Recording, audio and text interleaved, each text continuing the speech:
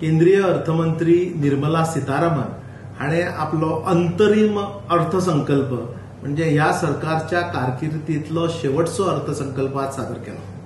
संपूर्ण म्हणजे फुल बजेट संपूर्ण अर्थसंकल्प इलेक्शन जाल्यानंतर वेंचणुके जाल्यानंतर नवे सरकार दितले. सो ताच्या मदीं हो गॅप म्हणून हो अर्थसंकल्प आसा. हो अर्थसंकल्प म्हणजे भावी येवपी अर्थसंकल्पाची एक बरीतल्या बरी झलक आसा अशें म्हाका दिसता.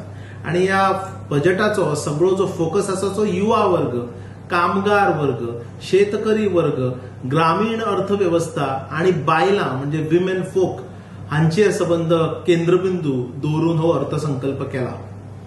जरी सॅलरीड एम्प्लॉई म्हणजे पगारदार नोकरदार हांकां सॅलरी इन्कम टॅक्सा भितर कसलीच रिबेट किंवा कसलोच फायदो जरी दिलो ना तरी सुद्धा रिफॉर्म्स म्हणजे परिवर्तन हाडपाक बदल हाडपा खातीर एक फुडलो संबंध भारताची अर्थव्यवस्थेन सुयोग असे बदल हाडपा खातीर एक बऱ्यांतलो बरो प्रयत्न निर्मला सीतारामनान केल्लो आसा.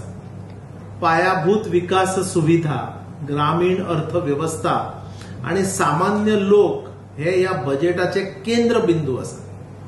आणि हाच्या वयल्यान आमकां दिसता की ह्या बजेटा वयल्यान की येवपी जो येणारो जो बजेट आसा म्हणजे जून जुलै म्हयन्यात जो बजेट कंप्लीट बजेट अर्थमंत्री आमच्या फुड्यान दितली नवे सरकार जाल्या उपरांत त्या वेळाचेर ज्यो प्रॉमिसीस ह्या बजेटान ज्यो केल्यात त्यो प्रॉमिसीस सामके फुलप्रूफ आमकां बऱ्या पद्दतीन ते घडटना आमकां त्या नव्या बजेटान दिसतले. ह्या बजेटाची एक मोठी खासियत म्हणजे फिस्कल डेफिसीट जी तूट आसा महसुलाची ते महसुलाची तूट खूप कमी आसा.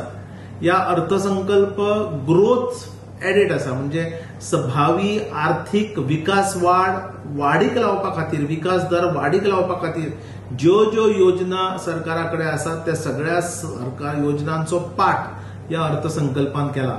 आणि येवपी विधानसभा आणि लोकसभा खुबशा राज्यांनी विधानसभा आणि केंद्रीय लोकसभा निवडणूक हे तकलेन दवरून मतीन दवरून गेल्या 10 वर्षाच्या सरकारी जी कार्यकाळ आसा त्या सरकारी कार्यकाळातल्यो बऱ्यातल्यो बऱ्यो गजाली ताचे उद्घोषण ह्या अर्थसंकल्पान जाला. म्हणून फुडल्या काळात येवपी बऱ्या अर्थसंकल्पाची एक धाकटीशी झलक अशा अर्थान हांव ह्या अर्थसंकल्पाक पळयता.